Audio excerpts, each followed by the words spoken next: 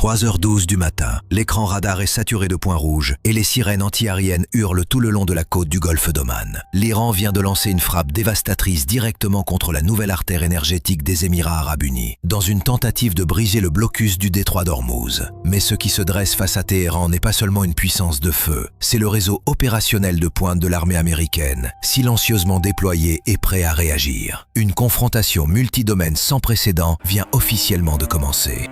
Good start. I'm maintaining the original time, location and conflict participants. Now I need to continue with the backstory about Israel's strike on Natanz and Iran's response. I need to keep the tone professional but engaging, writing numbers as words in French.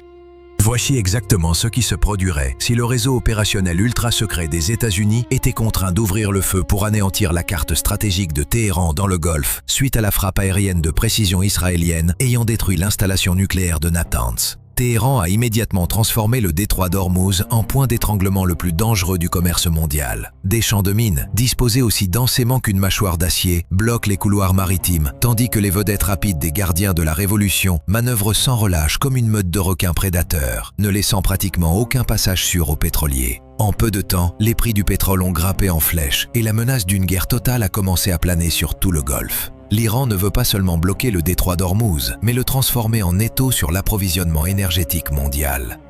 Dans les cieux, des drones de reconnaissance Mohajer 6 patrouillent silencieusement comme des yeux qui ne clignent jamais, transmettant en continu des images en temps réel des activités ennemies pour aider les gardiens de la Révolution à préparer leur prochaine frappe. Mais Abu Dhabi avait déjà un plan en place.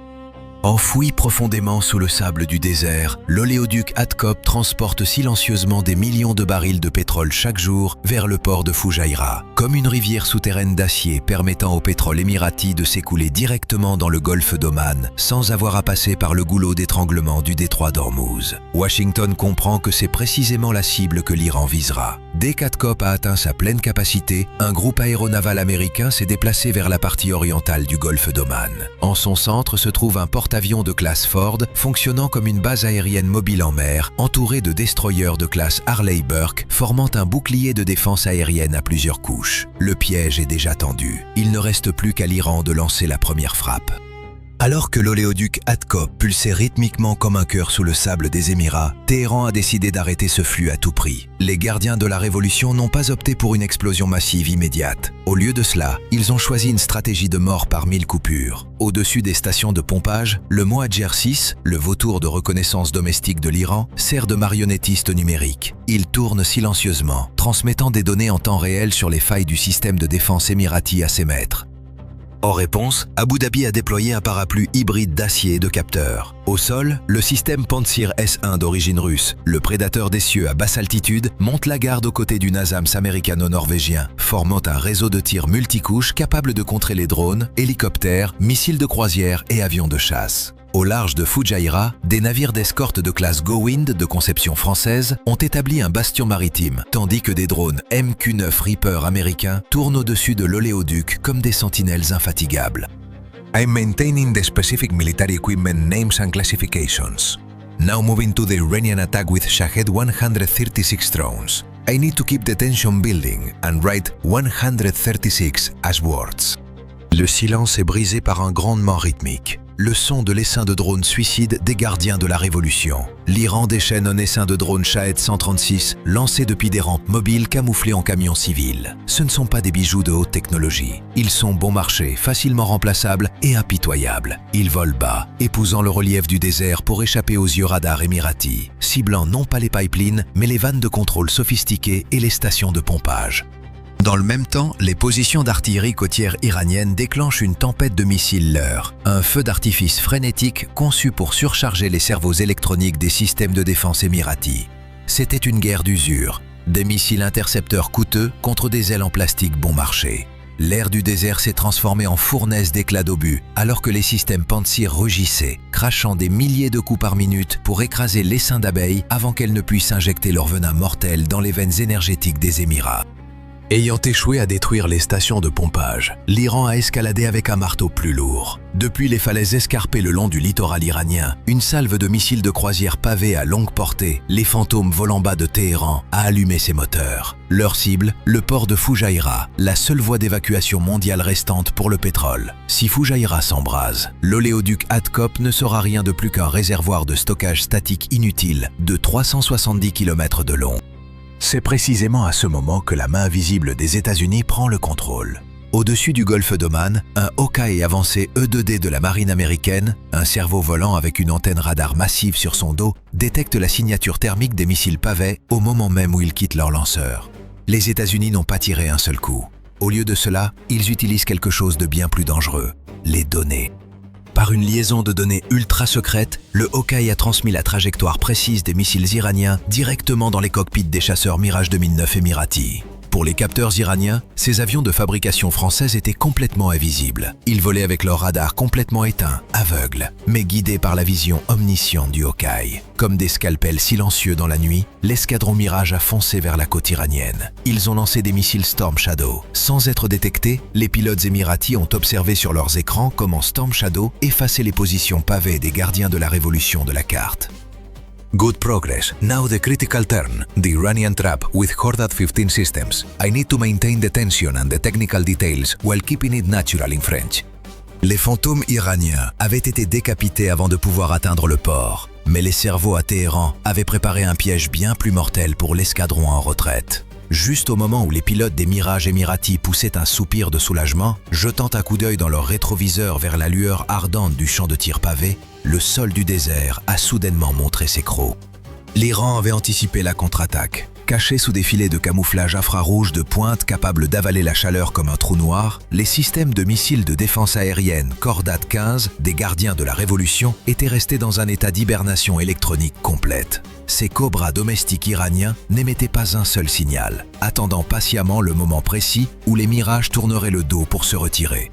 Soudain, le silence fut brisé lorsque le radar du Khordad 15 s'est allumé, balayant le ciel comme un éclair dans une pièce sombre. En quelques secondes, les cockpits de chaque Mirage 2009 se sont remplis d'une tonalité d'alarme frénétique, signalant un verrouillage de cible. Les opérateurs radars iraniens ont lancé une salve de missiles Sayad 3, des intercepteurs longue portée conçus pour engager des avions aux altitudes les plus élevées, où l'air est le plus mince. Un Mirage, pris au milieu d'un déploiement de leurre thermique, a été criblé d'éclats à haute vélocité lorsqu'un Sayad 3 a explosé juste à côté de son moteur. La fumée s'échappait de son aile, alors que la formation émirate sombrait dans le chaos. Avec leur route d'évacuation vers le golfe d'Oman bloquée par ce mur de feu inattendu, les pilotes d'élite émiratis se trouvaient face à une réalité sinistre. Ils étaient poussés vers une zone d'annihilation où les systèmes de défense côtière iraniens pouvaient les détruire systématiquement, un par un. Juste au bord du désastre, les renforts sont apparus d'un angle mort dans le réseau de capteurs iraniens. Saisissant le moment exact où le Khordad 15 concentrait toute son attention sur l'escadron Mirage, une formation de F-35C Lightning II s'est soudainement rapprochée depuis une direction où le réseau de défense aérienne iranien n'avait plus le temps de réagir. Le moment où le Khordad 15 s'est révélé avec sa première impulsion radar fut le moment où le E-2D Hawkeye a scellé son sort. Quelques secondes plus tard seulement, toutes les coordonnées s'affichaient dans les cockpits des pilotes de F-35C. Sans révéler leur présence aux équipes opérationnelles iraniennes, les F-35C ont lancé des missiles AGM-88G AARGM, les missiles chasseurs de radar les plus avancés de l'armée américaine. Les AGM-88G se sont verrouillés sur chaque impulsion électromagnétique émise par le radar du Khordad 15, comme des requins suivant l'odeur du sang dans l'eau. Plus les équipes radar iraniennes essayaient de verrouiller la cible, plus elles se tiraient elles-mêmes dans la ligne de feu. Avant même que les opérateurs radars des gardiens de la Révolution ne puissent reconnaître la nouvelle menace, les stations Khordad 15 ont été oblitérées dans une série de frappes de précision. Now moving to the Tomahawk strikes, and then the explanation of the E-2D Hawkeye's role. I need to maintain technical accuracy while keeping the narrative flow natural in French.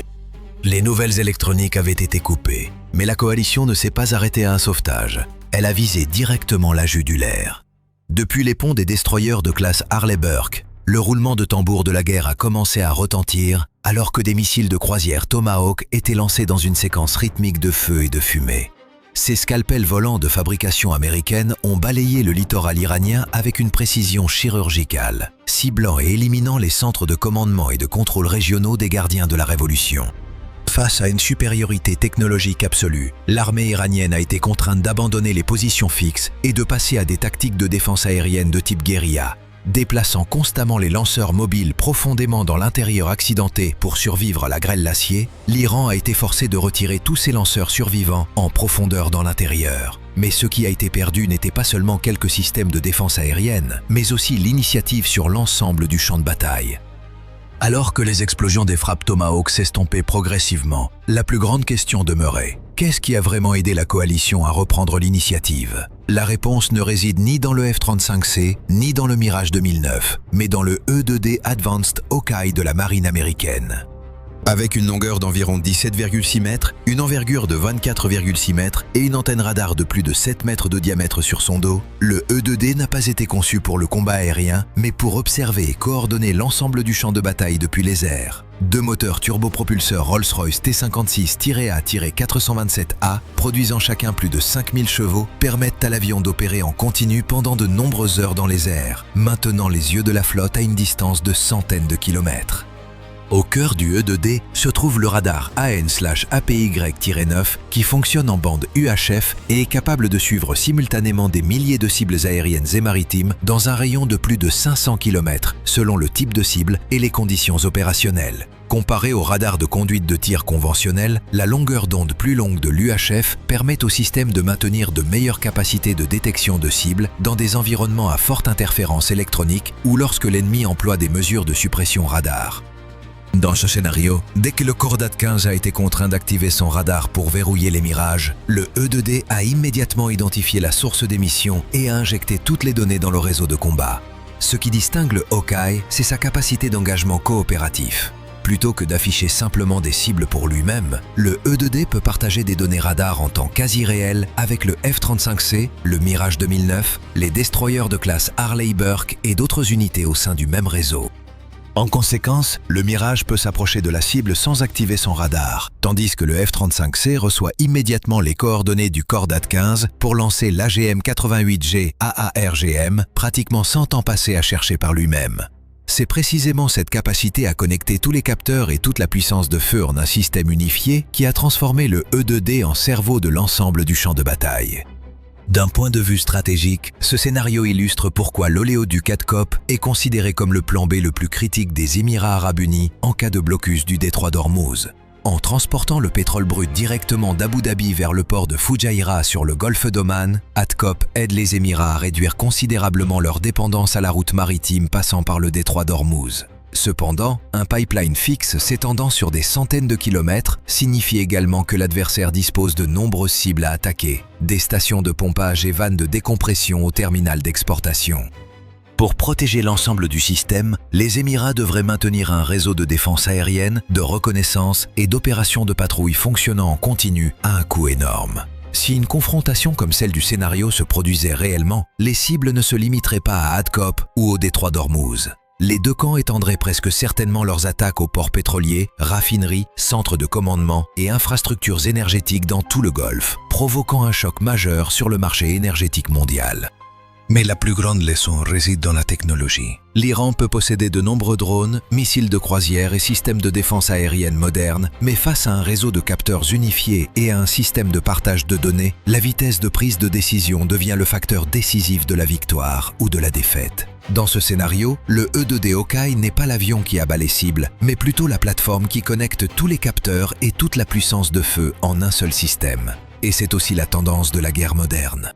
La victoire n'appartient plus au camp qui possède le plus de missiles, mais à celui qui repère l'ennemi en premier, partage l'information plus rapidement et frappe en premier, le tout en quelques secondes. Peut-être vous demandez-vous si un réseau comme le E-2D Hawkeye et le CEC suffit à neutraliser l'avantage missile de l'Iran, ou si Téhéran a encore des cartes dans sa manche qui pourraient changer la donne.